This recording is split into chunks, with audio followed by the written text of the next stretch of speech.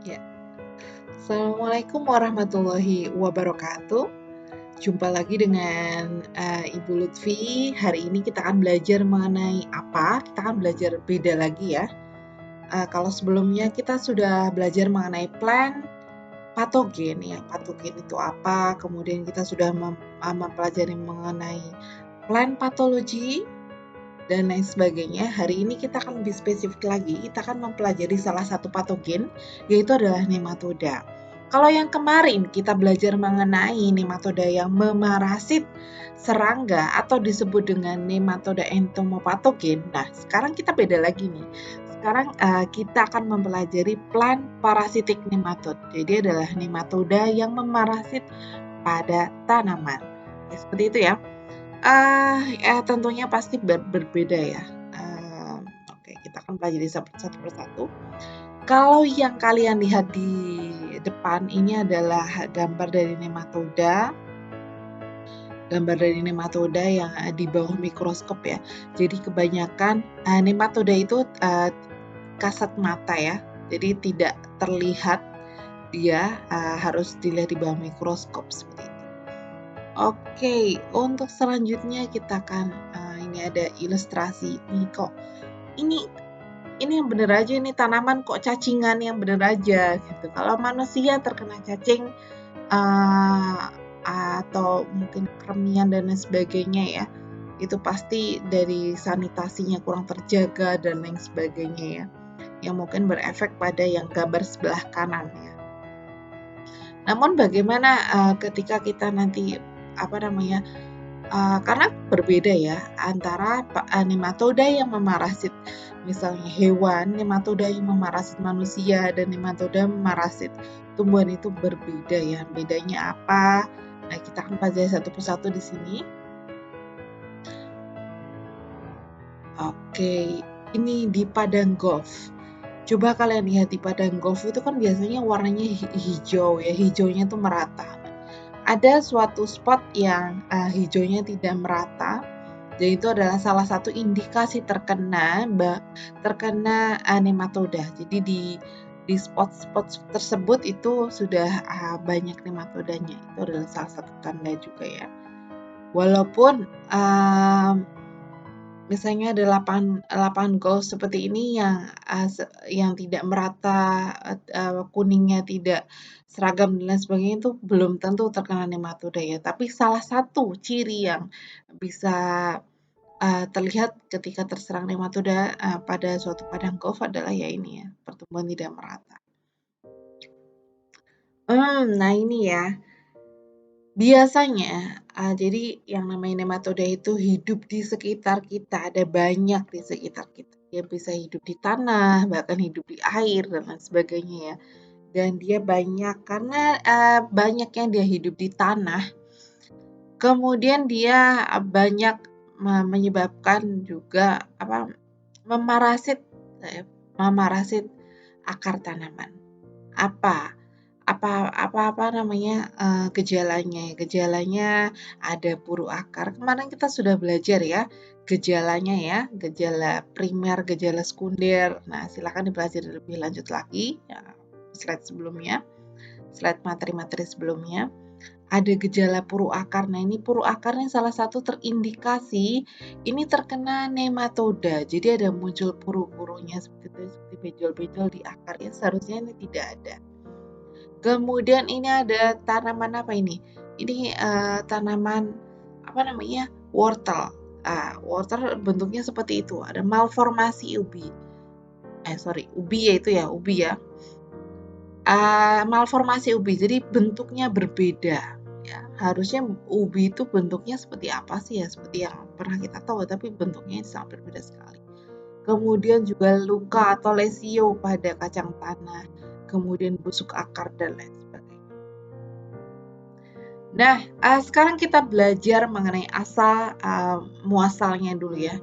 Dia berasal dari bahasa Latin nematos dan eidos. Nematos itu adalah thread dan eidos adalah likeness. Jadi artinya adalah menyerupai benang ya sebenarnya ya. Namun kalau dari kata nematos dan eidos itu adalah menyerupai benang. Namun, apakah semua nematoda parasit tumbuhan itu menyerupai benang? Tentu tidak ya. Karena ini secara umum saja. Nematos secara umum saja, karena banyak yang seperti saya utarakan tadi, nematoda itu kan tidak hanya menyerang tanaman, namun dia juga bisa memarasit hewan, memarasit manusia, dan lain sebagainya. Ini kalau dari arti katanya saja itu menyerupai benang. Jadi nematoda, literally nematoda adalah hewan yang menyerupai benang, dan dia sangat abundant, sangat berlimpah di biosfer ini. Ada banyak sekali spesies, 500.000 spesies, bahkan sekarang mungkin lebih dari 15.000 yang sudah diidentifikasi. Dan bayangkan saja pada satu meter tanah, 1 meter persegi tanah itu bisa terdapat 12 gram nematoda. Dan itu ekuivalen dengan 10-30 juta kepala nematoda. Itu sangat banyak sekali ya. Jadi dia tidak terlihat, dia hanya banyak bisa dilihat menggunakan mikroskopis. 12 gram ekuivalen dengan 10-30 juta kepala. Oke, kemudian dia hidup di berbagai habitat, tidak hanya di tanah, melainkan di air. Kemudian juga dia bisa parasit di hewan, manusia, tumbuhan, dan lain sebagainya. Nah, ini kalau di nematoda yang memarasit hewan ini ya, saya tidak menjelaskan lebih lanjut. Namun ini ada gambaran-gambaran saja yang bisa kalian lihat bagaimana sih nematoda itu sebagai kalau memarasit manusia. Seperti ini ya, ini ada light spot on legs and feet ya. Jadi ada spot warna putih-putih seperti ini. Kakinya yaitu salah satunya adalah karena sanitasi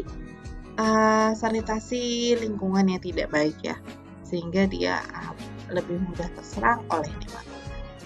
Kemudian ini kalau dilihat lebih lanjut lagi di bawah kulitnya itu ada nematodanya. Dia beranak pinak di situ, bertelur, dia siklus hidupnya di situ ya, bahkan dia bisa menjalar ke bagian tubuh lainnya. Sangat menjijikan sekali ya nematoda ini. Kemudian lanjut kita ke nematoda as animal parasit. Ternyata nematoda juga banyak menginvasi serangga. Tidak hanya serangga namun juga hewan lain ya.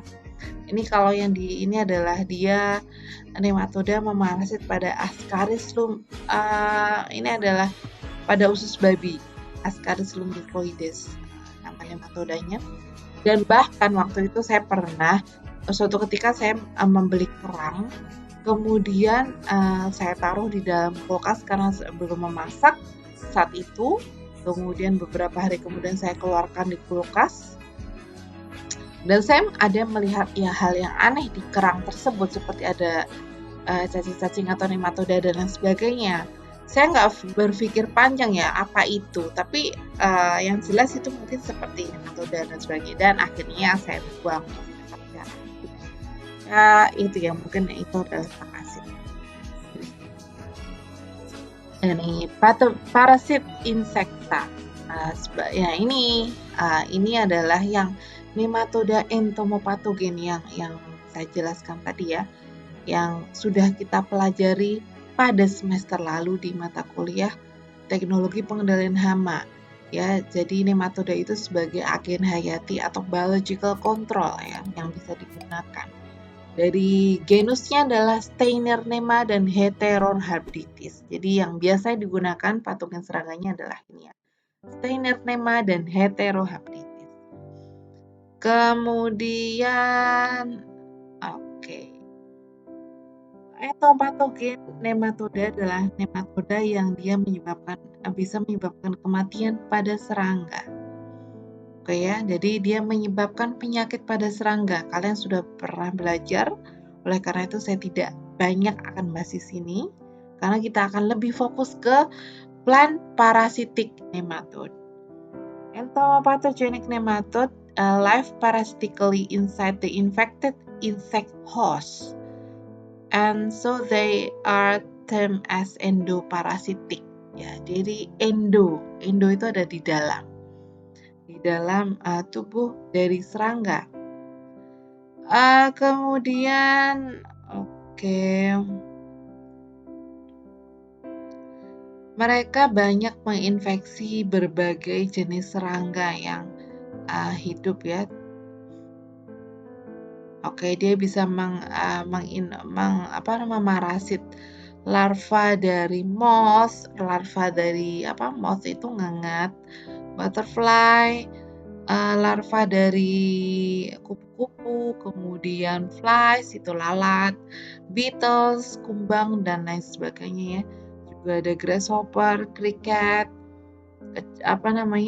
belalang, kemudian jangkrik dan lain sebagainya. Ada banyak serangga yang bisa diparasitik oleh Seitanema dan Heterorhabditis ini.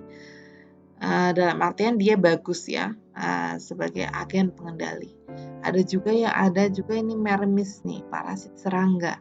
Dan dia kalau mermis ini berbeda dengan Steinernema heterorhabditis ini lebih renik ya kalau Steinernema. Kalau mermis ini lebih makroskopis. Makroskopis itu adalah bisa dilihat tanpa menggunakan mikroskop.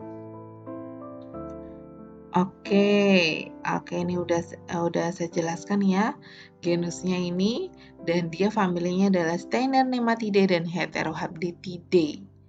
Ingat akhiran ide yaitu adalah akhiran untuk family.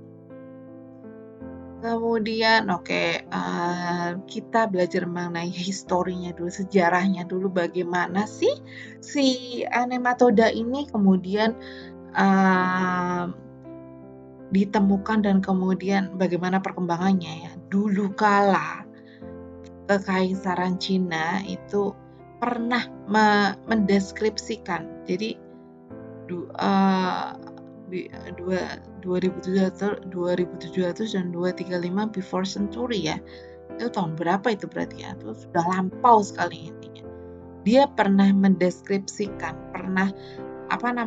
mengidentifikasi nematoda cista Heterodera pada kedelai. Kemudian Papyrus Ebers itu juga pernah mendeskripsikan Ascaris lumbricoides ya, parasit pada usus manusia. Dan juga ada parasit jaringan Dracunculus medinalis. Jadi dulu kala ilmuwan zaman dulu mereka sudah menemukan nematoda pada tanaman, nematoda pada manusia, dan juga ini Needham itu pernah menemukan nematoda buru gandum, Anguina tritiki. Berkeley tahun 1855 menemukan nematoda buru akar. Jadi nematoda ini sudah ditemukan sejak puluhan atau jutaan tahun yang lalu.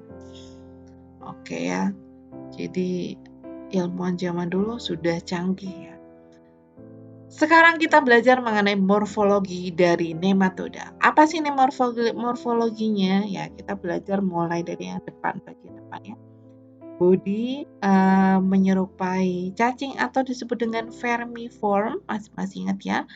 Around cross section. Dia bentuknya agak membulat ya. Dan wrapped in 3 layers of cuticula. Dan kutikulanya ada 3 lapisan. Dia bilateral simetri, artinya jika dia dibelah dua itu yang sebelah kanan dan sebelah kiri itu sama. Dia tidak bersegmen atau pseudocelomate atau pseudocelomata, rongga tubuh semu. Dan mulutnya itu dikelilingi oleh 6 bibir ya. 6 lips dan 16 sensor structure. Dan ada banyak sensor, 16 sensor. Ini lubang mulutnya itu ada 6 dan sensornya ada 16. Has a unique taste organ in the head called amphith. Dia mempunyai amphith. Itu sebagai chemoreceptor ya, lubang amphith.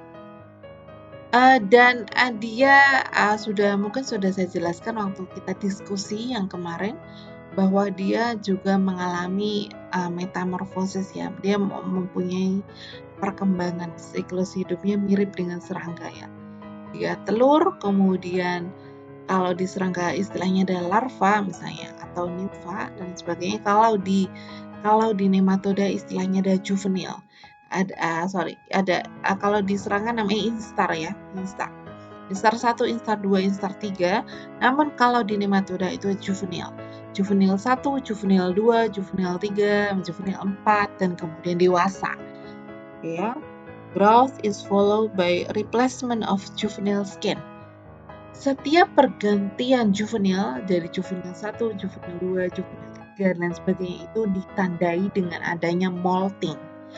What is molting? Molting is the change of cuticle, pergantian kutikula atau the change of skin. Exoskeletonnya itu berganti.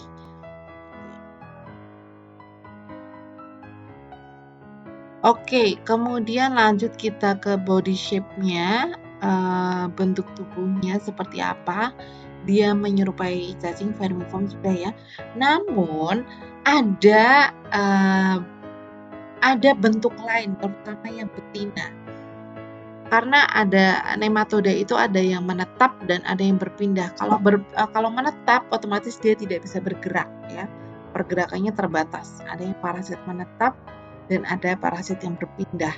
Dan kalau yang parasit menetap itu bentuknya ada yang seperti ginjal, ada yang resemble to the lemon shape, kemudian ada yang menyerupai pear dan lain sebagainya. Oke, tadi sudah dijelaskan bilateral simetri, tidak bersegmen, transparan, pseudocelomata atau rongga tubuh semu, dan mulut yang mempunyai stilet ya. Stilet itu adalah alat untuk menusuk dan menghisap dari cairan tanaman inang. Seperti itu ya. Jadi itu adalah morfologi dari si nematoda. Oke, ini adalah bentuk-bentuknya yang tadi saya bilang. Yang A ini adalah vermiform, bentuknya seperti cacing. Yang B ini adalah bentuknya seperti ginjal atau reniform. Ya, dia parasit menetap. Jadi dia tidak bisa berpindah kalau yang namanya menetap itu ya. Kemudian yang C itu bentuknya seperti lemon. Nah, ini kok ada ini kayak lemon terus dalamnya bulat-bulat, ini apa? Bulat-bulat itu adalah telurnya. Kayak telur dari nematoda. Female attached to root. Jadi si betina ini dia nempel di perakaran. Selain itu juga betina ini yang D ini seperti buah pir. Jadi berbeda-beda ya. Ada seperti vermiform, reniform, kemudian ada seperti buah lemon, buah pir dan lain sebagainya. Nah, ini terutama untuk yang parasit menetap. Biasanya yang menetap itu adalah betina. Karena kalau yang jantan itu adanya dia hidup bebas atau bermigrasi. Nah, ini ya, ini stiletnya yang bagian mulutnya dan beda. Jadi sebenarnya kalau di parasit di tumbuhan itu ada yang bertindak dia yang parasit tumbuhan itu biasanya mempunyai stilet ya. Bedanya apa dengan yang bukan parasit? Kalau nematoda bukan parasit, dia rongga mulutnya seperti ini ya, sangat berbeda sekali. Atau stomanya seperti ini. Kalau nematoda parasit tumbuhan dia punya stilet. Oke ya, sampai sini jelas ya kita belajar mengenai morfologinya, terutama bagian anterior. Kemudian kita move to the posterior part of the body. Bentuk posteriornya tidak hanya bentuknya membulat, ada yang meruncing, kemudian ada yang seperti ini ya, seperti kayak ular ya belakangnya ya. Ini ada yang meruncing, membulat, ada skutelanya. Ini hanya bentuk bagian morfologis dari luar. Ini ya. Dan ini ada banyak sekali variasi dari bentuk ekor. Ini Fungsinya apa, Bu? Fungsinya ini adalah lebih untuk memudahkan identifikasi saja ya. Jadi seperti itu. Ini adalah anulasinya. Anulasi itu adalah penebalan kulitnya pada dinding tubuh nematoda. Kalau A itu adalah penebalan kulitnya sedang, kemudian B itu halus, dan C itu kasar. Jadi anulasinya seperti ini ya.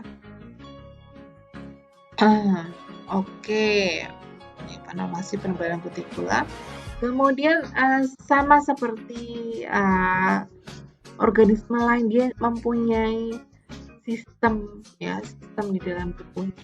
Ada sistem pencernaan, kemudian sistem reproduksi, sistem ekskresi, dan lain sebagainya. Sama ya. Bisa dilihat pada gambar ya, sistem pencernaan dia menusuk bisa melalui stilet, kemudian dia masuk ke esofagus, kemudian dia ada digestive glands ya, kelenjar pencernaan, kemudian ada usus, intestin, dan lain sebagainya. Kemudian ada di bagian belakangnya ada sistem reproduksi, dan bagian belakang ada sistem ekskresi ya. Oke, kita berpindah ke siklus hidup ya. Simple life cycle consisting of the egg phase of 4 juvenile J1, J2, J3, J4 dan kemudian adult. Jadi sudah saya jelaskan tadi ya. Dan between phase ya, antara fase J1, J2, J3, J4 itu ditandai dengan skin change ya. Perubahan kulit atau ya perubahan kulit atau disebut dengan molting ya. Molting itu adalah pergantian kulit. Perkembangbiakannya is generally made, jadi dia kebanyakan adalah kawin, walaupun ada beberapa spesies yang parthenogenetic, namun kebanyakan adalah melalui perkawinan, kawin antara jantan dan betina. The life cycle generally lasts 4 weeks, depending on the type of nematoda, stability of the host plant, and temperature. Jadi ada banyak yang mempengaruhi siklus hidup dari sama ya, ketika misalnya siklus hidup suatu misalnya serangga itu dia akan berganti kulit biasanya lebih cepat pada lingkungan yang panas ya. Jadi bergantung juga dengan temperature dan lain sebagainya. Namun pada umumnya dia tidak jauh siklus hidupnya itu dari 4 minggu ya. Dan kemudian dia sudah menjadi dewasa. Dan kalau sudah dewasa dia siap kawin lagi. Ya. Jadi survive by entering a dormant phase atau silent atau diapause.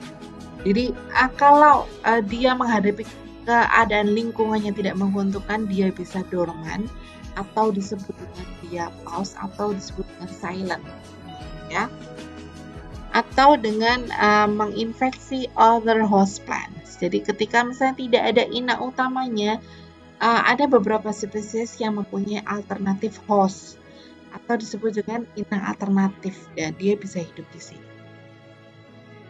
Kemudian general spread is passively. Jadi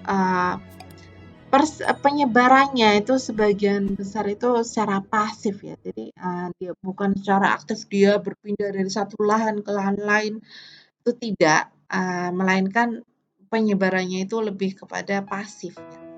Dia mungkin terbawa melalui benih, kemudian terbawa melalui air, irigasi, kemudian terbawa melalui vektor serangga, kemudian terbawa melalui alat-alat pertanian yang dipakai oleh petani dan lain sebagainya. Seperti itu ya. Oke, jadi biasanya nematoda, parasit tumbuhan itu biasanya dia pada daerah-daerah endemis ya sebenarnya ya. Oke. Jadi untuk mengendalikannya, salah satu yang bisa mengendalikan adalah dengan rotasi tanaman ya. Karena kalau kita menanam itu mulu ya, maksudnya tanaman satu yang sampai saya kentang terus gitu ya, otomatis ya inangnya ada terus sehingga dia akan tumbuh terus. Oke, seperti itu ya. Karena ini banyak nematoda ini salah satunya itu menjadi momok yang besar di itu ya, misalnya daerah-daerah sayuran ya, terutama misalnya di Dieng itu kan produksi kentang ya, dan dia hidup di tanah, dia dapat dorman di tanah, dapat survive lebih lama di situ, dan harus ada pengendalian yang apa ya, yang kita bisa rancang pengendalian yang tidak hanya misalnya mengendalikan rotasi tanaman saja, namun juga misalnya dengan penggunaan varietas tahan, ya penggunaan trap plant. Ada namanya trap plant ya, jadi tanaman perangkap untuk nematoda-nematoda tertentu itu ada. Gitu. Ada salah satunya adalah spesies Tagetes erecta. Oke ya, itu nanti kita akan pelajari karena sekarang kita masih belajar mengenai nematoda. Oke, life cycle-nya tadi sudah ya. Life cycle consists of egg base J1, J2, J3, J4 yang kemudian menjadi imago. Oke ya. Yang penting di sini perlu diingat adalah juvenile hatch as J2. The first skin change occur in the egg. Jadi telur ini adalah imago betina, dia menghasilkan telur. Kemudian setelah telur kan J1 ya. J1 itu masih di dalam telur. Jadi dia keluar itu langsung J2. Dia menetas langsung J2. Jadi disebutkan the first skin change occur in the egg. Jadi pergantian kulit yang pertama itu terjadi di dalam telur. Oleh karena itu dia keluar itu langsung J2. Kemudian J3, J4. Kemudian dia memarasit dari misalnya perakaran ya. Setelah pergantian kulit yang keempat atau J4, betina is shaped like a pear, while jantannya is shaped like a worm. Jadi betinanya, jika betina dia apa? Biasanya betina itu parasit menetap, dia bentuknya seperti buah pir. Kan J4 ya, ini J4 dia berubah jadi buah pir, dia parasit menetap. Sedangkan yang jantan dia tetap bentuknya seperti cacing atau vermiform seperti itu ya. Dan kerusakan yang ditimbulkan oleh kedua jenis nematoda ini berbeda ya, walaupun dalam spesies yang sama itu berbeda. Bentuk nematodanya saja berbeda. Kalau kerusakan yang ditimbulkan oleh sedentary parasit atau dia parasit menetap. Kerusakannya apa? Yang ditimbulkan oleh parasit menetap yang bentuknya sebuah P, kayak buah pir, lemon dan sebagainya. Itu adalah dia membentuk kerusakannya adalah kerusakan adaptif dengan membentuk misalnya giant cell atau sel raksasa, syncytium, sel transfer makanan dan lain sebagainya. Itu adalah kalau sedentary parasit atau parasit menetap. Oke ya. Kemudian kita berpindah ke parasit migratory parasit atau parasit yang berpindah. Oke ya, kalau yang tadi menetap, sekarang kita berpindah. Yang tadi ya, nematode maintain their body shape like worm from juvenile to adult. Jadi kalau parasit berpindah atau migratory parasitik, dia bentuknya sama, mulai dari yang J1, J2, J3, J4, kemudian sampai imago, dia bentuknya seperti cacing. The only difference is the size of the body and the development of genitalia organ. Bedanya hanya dari ukuran dan juga kematangan dari kelamin, ya, organ genitalia. Dan kerusakan yang ditimbulkan itu berbeda. Kalau yang tadi sedentary parasit atau nematoda menetap, yang parasit menetap dia kerusakannya adaptif dengan membentuk sel transfer makanan, sel raksasa dan syncytium. Sedangkan kalau parasit berpindah itu adalah kerusakan destruktif. Apa yang dimaksud dengan kerusakan destruktif? Dia kan bentuknya seperti cacing. dia kan bisa berpindah-pindah, oleh karena itu kerusakannya destruktif gitu ya. Sehingga kalau dia berpindah-pindah dari satu sel ke sel yang lain, pasti akan ada kematian jaringan ya, kematian destruktif, kerusakan destruktif, kematian jaringan. The life cycle is similar to ectoparasit and semi-endoparasitic. Jadi siklus hidupnya ada yang ektoparasit, berarti dia di luar, kemudian dia dengan mudah itu masuk ke dalam. Ada yang semi-endoparasit. Semi-endoparasit itu ada yang setengah masuk, setengah keluar bedanya di sel tanaman. Ini ada itunya ya, ada gambarnya nanti. Nah ini strategi makan nematoda atau nematode feeding strategy tadi sudah saya jelaskan. Ya, nematoda memarasit inang in various ways. As ektoparasit, ekto berarti di luar, semi endoparasit berarti kadang dia di luar, kadang dia di dalam, dan ada yang endoparasit. Endoparasit berarti di dalam. Of the three methods, they are those that are sedentary parasit or migratory parasit.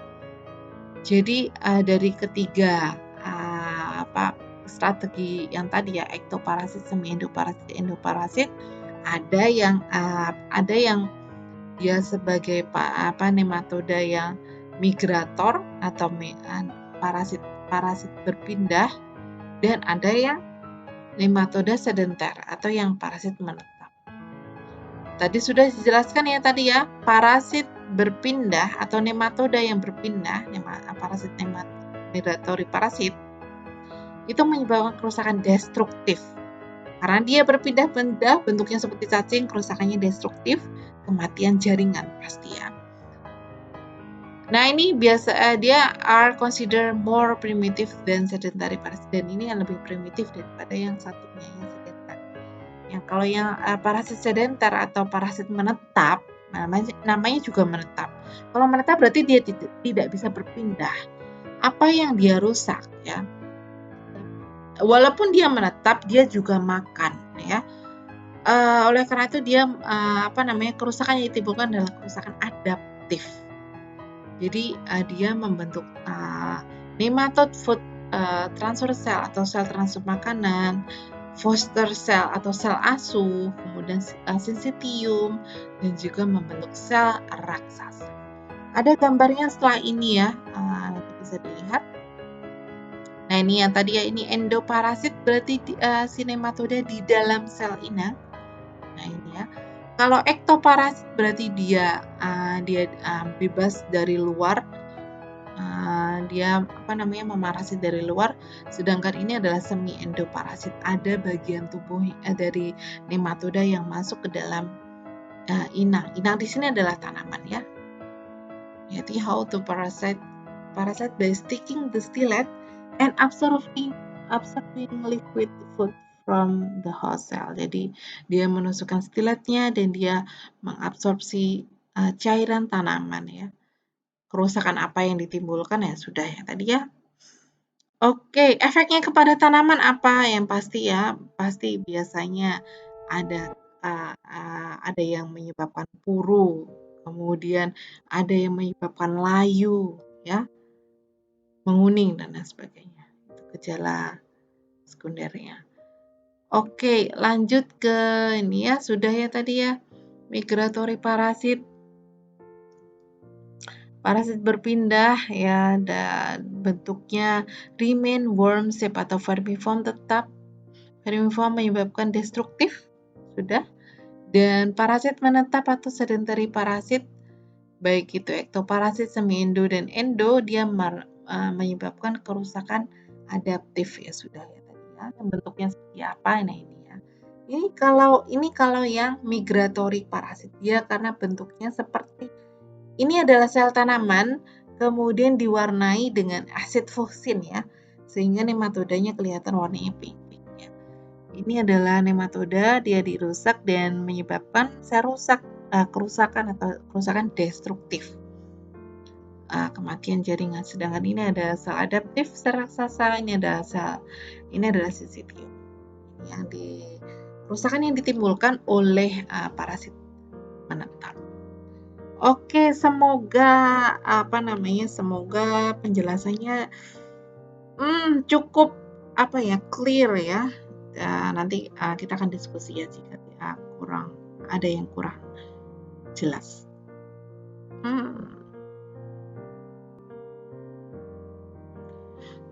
Oke, lanjut kita nih. Gejala-gejala yang ditimbulkan oleh nematoda apa?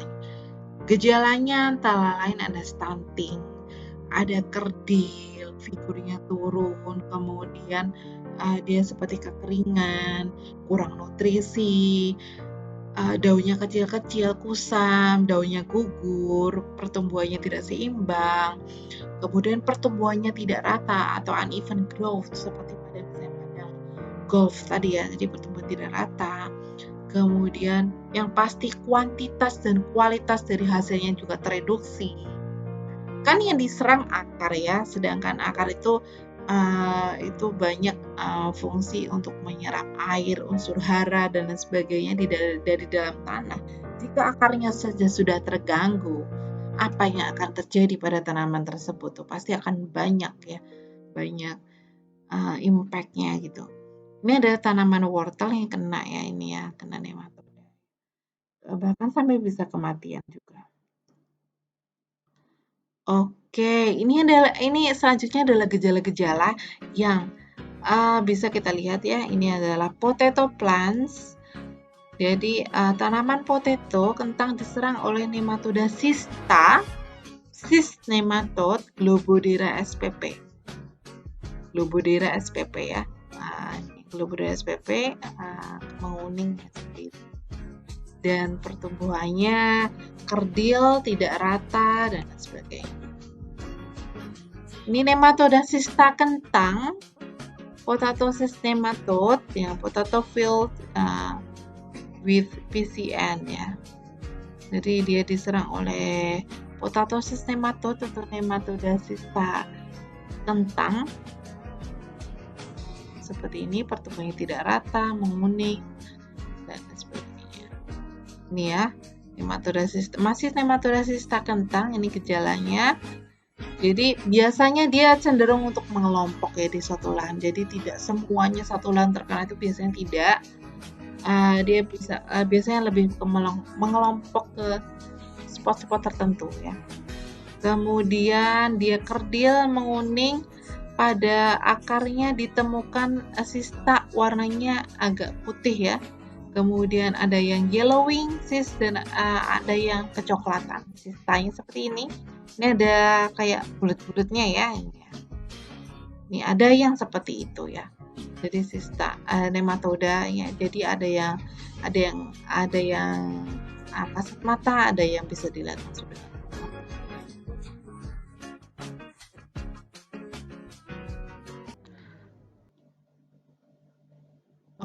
Oke, lanjut kita ke selanjutnya, nematoda cysta kentang atau PCN, potato cyst nematode, itu aslinya ya originated from Lake Titicaca ya, itu di pegunungan Andes di Amerika Selatan. Yaitu ada tempat pertama NSK itu ditemukan nematoda cysta kentang. Kemudian ini ada nematoda cysta kentang asalnya dari Pegunungan Andes, dari jauh ya. Bagaimana kemudian dia bisa ada di negara-negara lain termasuk Indonesia ya, banyak jadi terbawa oleh misalnya bahan tanaman dan lain sebagainya ya, karena kan ada proses ekspor impor kentang dan sebagainya. Oke, kemudian ini adalah yang B dan C, ini ada spesies dari nematoda, yaitu dari genus Globodera. Yang satunya adalah Globodera rostosiensis dan yang satunya adalah Globodera pallida. Jadi ini nematoda cysta kentang ini yang menyebabkan kerusakan yang tinggi ya pada kentang. Dan nematoda cysta ini adalah betina dari nematoda bentuknya dia membulat ya. Ada yang bentuknya menyerupai lemon. Seperti itu. Itu historinya. Kemudian, untuk mengidentifikasi ya, bagaimana mengidentifikasi dari nematoda selain dari morfologinya, yaitu bisa menggunakan molekuler seperti elektroforesis ELISA, PCR, atau polymerase chain reaction, dan lain sebagainya. Namun, secara morfologi, identifikasi nematoda itu bisa dibantu dengan female perennial pattern atau dengan footprint atau istilahnya adalah sidik pantat. Jadi ini adalah Globoderus rostosiensis, bentuknya seperti seperti lemon ya. Ini ada kayak runcingnya di depan, kemudian ada di salah satu sisi dari nematoda ini ada sidiknya, ada sidik pantat istilahnya itu ya. Dan kemudian nanti bisa dilihat di bawah mikroskop polanya seperti apa, sehingga kita nanti tahu spesiesnya apa.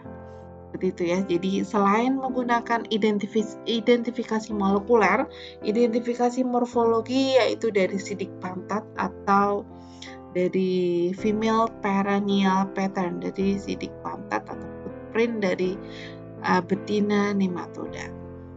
Nah, ini kalau yang ini adalah gambar, ini adalah foto dari sidik pantat dari Meloidogyne javanica. Kalau yang bawah ini ada dari genus Globodera. Nah, ini ya untuk membantu identifikasi. Kemudian gejala pada tanamannya bagaimana? Ini adalah kerusakan destruktif yang disebabkan oleh nematoda, spesiesnya adalah Dithylengchus destructor. Nah, ini ya ada kematian jaringan, ini berarti kerusakannya destruktif. Dan ini adalah nematoda yang berpindah atau migratory parasit ya. Kemudian ini ada lagi yang menyebabkan puru, Meloidogyne ya, menyebabkan puru akar atau root knot ya. Seperti ini. Jadi harusnya akarnya bentuknya normal, namun ini ada malformasi ya, bentuknya ada benjol-benjol. Nah, nanti kemungkinan nanti akan ada praktikum mengenai pembuatan herbarium penyakit tanaman. Jadi kalau kalian ingin menemukan tanaman yang terkena puru, itu akan lebih mudah ditemukan pada daun pacar ya. Di daun pacar itu biasanya banyak nematodanya. Ya, ada purunya di akarnya. Nanti bisa dicari dan dilihat ya nanti ya. Oke, kemudian, ini kalau di bawah mikroskop seperti ini ya, di dalam jaringannya, jaringan tanamannya, sel tanaman yang sudah diwarnai dengan asid fosin, jadi kelihatannya pink ya. Ini nematodanya, kalau seperti ini berarti dia endoparasit ya. Dan ini sepertinya dia sedang mengeluarkan telur. Ini ada gejala root knot ya, yang disebabkan oleh Meloidogyne juga. Nekrosis, kematian jaringan ya, dari umbi kentang. Nah, ini ya. Oke, kemudian di pinggir-pinggirnya juga ada seperti ininya ya. Nekrosis, kematian jaringan. Ini yang tadi ya. Yang kanan itu ubi, jalar, kemudian yang kiri itu adalah carrot ya. Atau wortel. Wortelnya bentuknya bukan seperti ini ya harusnya ya, tapi bentuknya kayak hairy gitu, kayak berambut dan lain sebagainya. Ini ada bulat-bulat membesar, malformasi bentuk. Ini adalah gejala yang ditimbulkan oleh Meloidogyne. Ini adalah nematoda sistakan kedelai yang disebabkan oleh Heterodera glycans. Ini ya. Jadi ada puru di akarnya, dan kalau dilihat di bawah mikroskop bentuknya seperti ini ya. Bentuknya seperti buah lemon. Dan ini adalah nematoda yang sedang mengeluarkan telurnya. Nih, bisa menyebabkan tanaman kerdil seperti ini ya. Jadi tanaman kerdil pada kubis disebabkan oleh Belonolaimus langicaudatus, dan beda sekali dengan yang tanaman yang sehat seperti ini. Yang tanaman yang diberi treatment nematoda, yang di ini adalah yang sehat ini adalah di treatment dengan menggunakan nematisida. Diberi treatment dengan nematisida, sangat jauh sekali bedanya. Kemudian tanaman layu juga disebabkan ini tanaman beet ya, diserang oleh nematoda cysta Heterodera, dan dia gejalanya adalah layu pada siang hari. Jadi ada banyak sekali tanaman yang diinfeksi oleh si nematoda ini ya. Ini ada tanaman tembakau diinvasi atau diparasit oleh Meloidogyne incognita. Jadi dia showing permanent wilting, layu secara permanen, mati ya. Kemudian yellowing pada spot-spot tertentu, ini pada kacang tanah. Dan kalau sudah seperti ini yang diserang perakaran biasanya. Jadi perakaran awalnya perakaran, kemudian pasti akan mengganggu dari fotosintesis dan lain sebagainya, karena transport unsur hara, nutrisi dan unsur haranya pasti akan terganggu. Kemudian umbi yang kacang tanah yang dihasilkan itu juga bentuknya tidak normal ya. Oke, kita lanjut ke gejala yang lainnya. Tanaman kerdil yang menguning oleh Heterodera juga, lesions, disebabkan ada nematoda cysta, ini cyst nematode ya, menguning, kerdil, dan lain sebagainya. Oke, kita selesai hari ini. Setelah ini akan ada Q&A di Zoom meeting ya. Seperti biasa, persiapkan meeting kita nanti dengan tanya jawab. Jangan lupa individual workshop Zoom, dan juga ada video yang harus kalian lihat di Google, linknya ada di Google Classroom. Oke, semoga ilmu yang kalian dapatkan hari ini cepat masuk dan juga bermanfaat. Ingat terus. Dan sekian dari saya tutup. Sampai jumpa di kelas nanti, dan juga sampai jumpa di kuliah minggu depan. Sekian dari saya. Wassalamualaikum warahmatullahi wabarakatuh. Oke.